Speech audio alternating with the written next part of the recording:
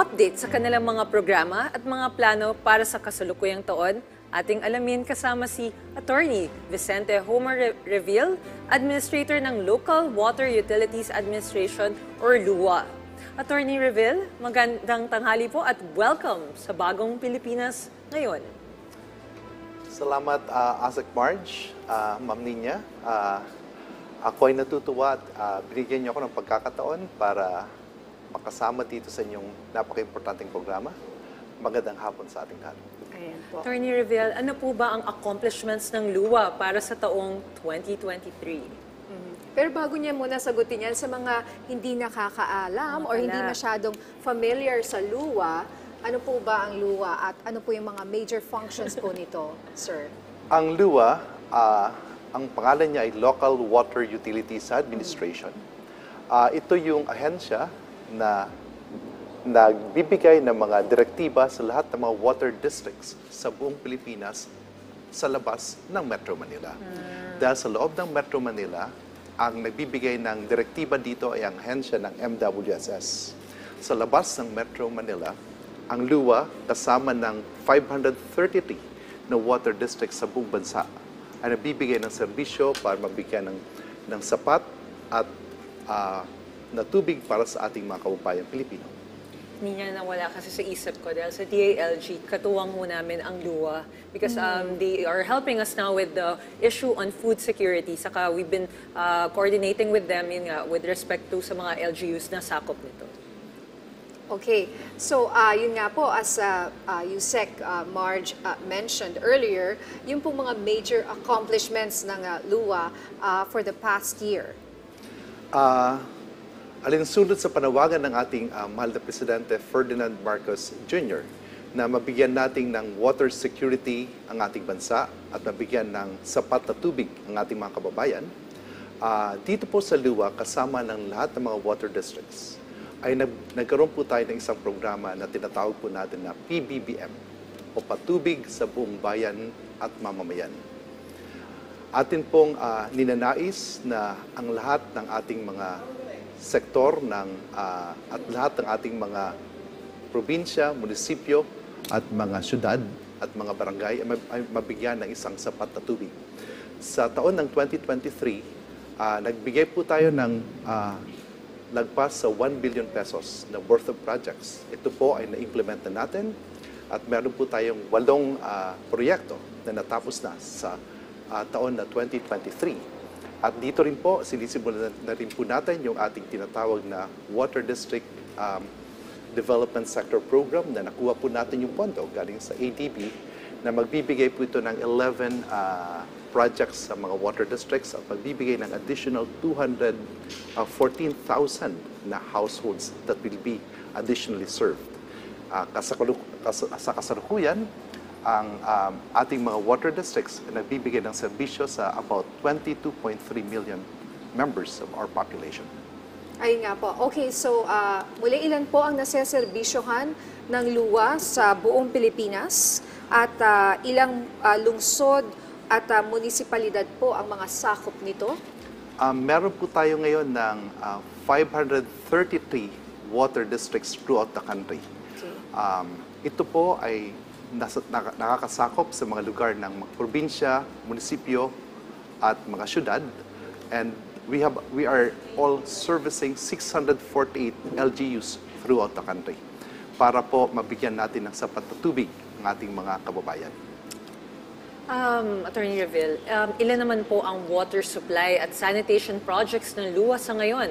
At ilan na po ba ang natapos sa mga ito at kailan po makukumpleto ang kabuuan ng mga proyektong ito?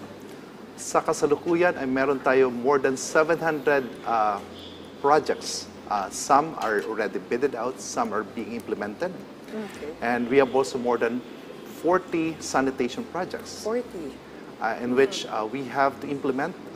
Ito po ang mga programa natin para alinsunod sa safe water na dapat ay meron tayong tinatawag na samandamus na lahat after the use of the water, dapat ito ay maging pagbalik nito sa environment, it should be reused and safe again when it returns back to the environment.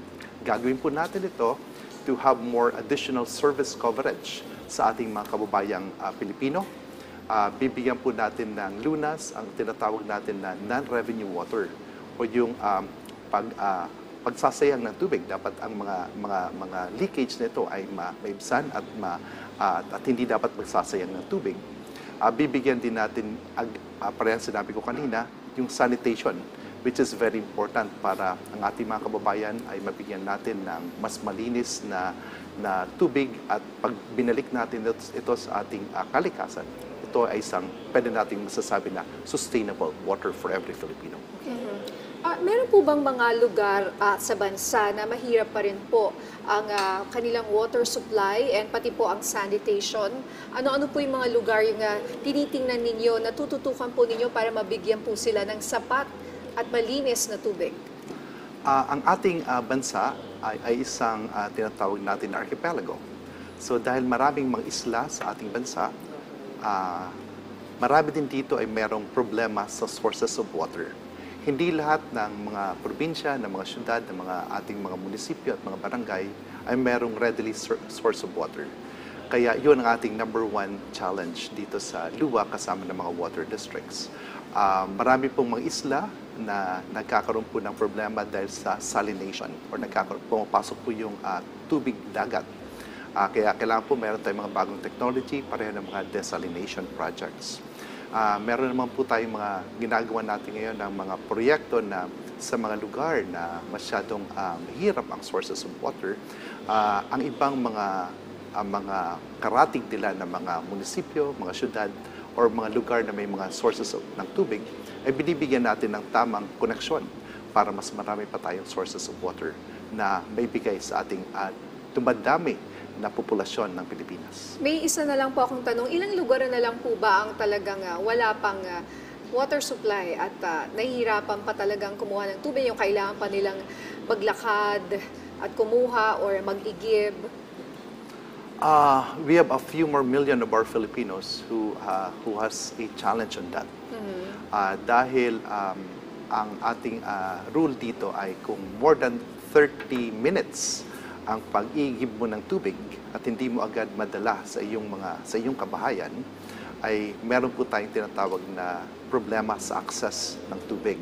Marami pa pong ating kababayan na nandun sa mga bundok o sa malalapit sa dagat na mahirap yung sources of water na nag-iigib pa rin at nangangailangan ng tubig para sa kanilang mga bahay. Dito po sa atin sa LUWA, kasama ng mga water districts, ang ginagawa po natin dito ay nagbibigay po tayo ng level 3 supply. Ang level 3 supply, binibigyan po natin ito ng mga pipe connection, papunta diretso sa mga kabahayan.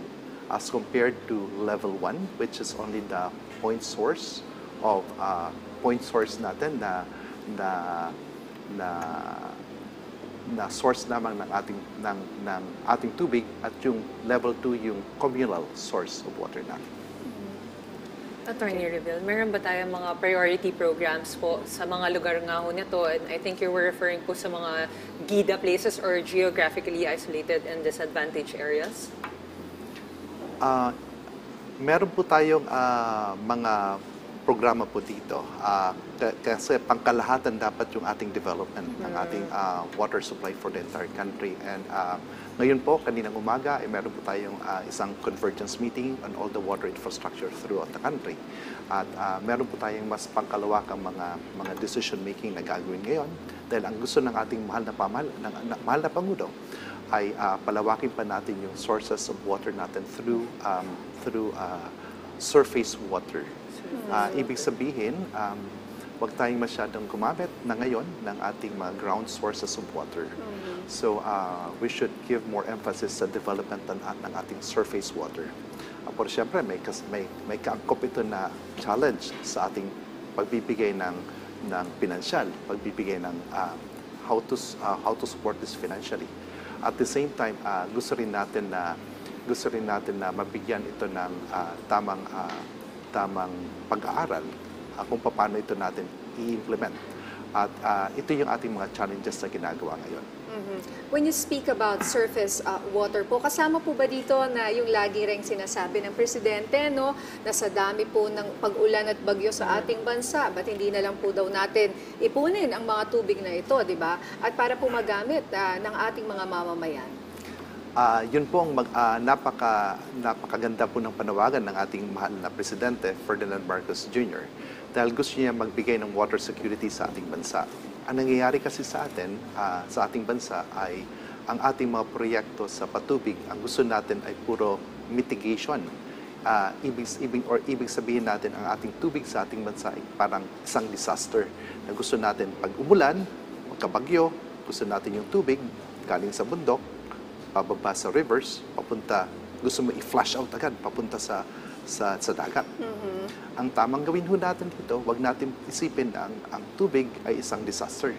Isipin natin ang tubig na isang God-given resource to all of us. That we should be putting more impounding dams, more weirs, more catchment basins para matugunan ang pangangailangan ng ating bansa. At ang pangangailangan natin ito ay hindi lamang para sa ating mga pamilya, sa ating sa bawat Pilipino. Kailangan din natin ito sa ating food security, sa ating agrikultura. Kung may isang dam na maganda, pwede rin natin itong gamitin para sa ating sources of electricity, sources of power. So dapat po ang ating ginagawa dito programa ay pagkalahatan para mabigyan natin ng tubig ang ating mga kababayan, mabigyan ng pagkain at mabigyan ng kuryente para sa lahat. Attorney Reville, kaugnay naman po sa epekto ng El Niño sa bansa, kamusta naman po ang ating supply ng tubig sa labas ng NCR? Sapat na po ba ito sa supply natin ngayon? Sa ngayon po, pareho ng sinasabi ng ating mga dalubhasa na itong nasa season na tayo ngayon ng El Niño towards the last quarter of 2023 and towards first and second quarter of 2024. Ang ginagawa po natin dito ngayon on the part of DUWA and the water districts, nagbigay na po tayo ng mga direktiba sa lahat ng water districts na kailangan magkaroon sila ng water supply inventory. Malalaman natin kung meron bang sapat na tubig sa kanilang mga mamamayan. Pangalawa, there must be the conservation measures that we have to always conduct at information drive. At kasama rin po natin dito, nabigyan rin po tayo ng direktiba, yung mga non-revenue water o pagsasayang ng tubig, it should be less than 20%. Kumbaga yung mga nagkakaroon ng mga leaks, or we call it non-revenue waters, ay dapat no more than 20%. At direktiba din natin na magkaroon ng 10% conservation measures para sa ating mga paggagamit ng tubig. Alright, sir, kumusta naman po yung inyong pakikipag-ugnayan sa mga water districts ng iba't ibang mga probinsya kaugnay sa maaari maging epekto po ng El Niño sa supply ng ating tubig? Ngayon po, kaninang umaga, nagkaroon po tayo ng isang meeting together with some of the stakeholders, kasama po natin mga water districts. Sinasabi po natin dito na sa mga susunod na mga buwan ay magkakaroon po tayo ng challenges sa ating water supply. Pero binabasa po namin that we should really be prepared up to the month of May. Yun talagang gusto namin panawagan kasi baka by June, baka magsimula na ulit umulan. So yun ang ginagawa natin na information drive. We want to talk more with local government units, with other stakeholders like the educational systems, the schools, the different institutions and social civic organizations for the necessary information drive. And if necessary, gagawa po tayo ng hakbang para po sa pagbibigay ng rasyon. Pero ngayon po, maasahan niyo po na may sapat pa naman po tayong supply ng tubig sa ating bansa. We are just preparing for the worst scenario that can happen. But for now po, meron po tayong tubig para sa ating mga kababayan.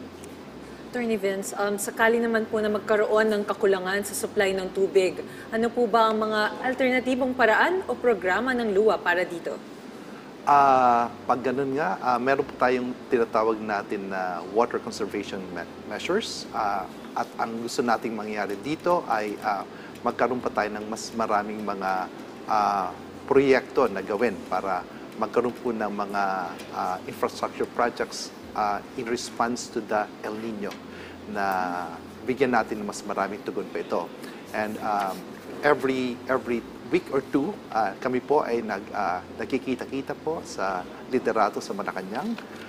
Kasama din po natin ang mga ibang mga sektor natin na talagang nakatutok tayo para malaman natin kung anong posibleng epekto ng El Nino sa atin. Pero ngayon po, sa kasalukuyan, we still have enough supply of water for our people.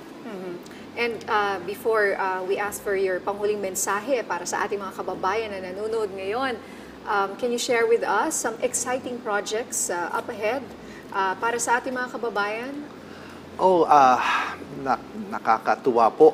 Very encouraging ito dahil itong ating pamahalaan ngayon sa pangungulo ng ating mahal na Presidente Ferdinand Marcos Jr. Nakatutok talaga siya sa water sector development of our country. Ngayon po, sa ating pangangailangan, alam natin na very basic yung water. At yung surface water natin ay napakarami po na mga ginawa tayong mga irrigation dams, irrigation projects na ngayon po, dahil itong mga irrigation dams nito ay masyadong, kumbaga, konti na lang yung nasa-serve niya for agriculture purpose. So ang iba ho nito ay magiging sources of water for the potable source of our households in our industries. So magkakaroon po tayo dito ng about 135 na i-open up na water source through the irrigation dams for the multi-purpose use. It can be used for the household and domestic use and commercial use. Siyempre, nandiyan pa rin yung agrikultura at possibly magkakaroon din po tayo ng mga floating solar para po sa mas marami, dun sa mga lugar na mayroong mga irigasyon, ang mga irrigation dams, magkakaroon din po tayo ng isang floating solar. At ito pong lahat ng ito ay napaka-exciting. Dahil this coming February, meron po tayong tatawagin na pangkalawakan na Investors Forum for the development of this water sector. At hindi lamang po sa tubig, sinasabi ko po kanina, pati na rin sa pagde-develop ng agrikultura at pagde-develop din ng ating energy. Yan po ang ating ginagawa ngayon. Hindi lamang ito 135, may naka-pipeline pa po tayo na maraming investments on water. Ito po ang pinapakita ng ating mahal na Pangulo na talagang gusto niyang bigyan ng water security ang ating bansa. Alright, Attorney Vince, maraming salamat po sa inyong oras. Attorney Vicente Homer Reville, Administrator ng Local Water Utilities Administration or LUA. Maraming Thank you, sir. salamat. Thank you, sir.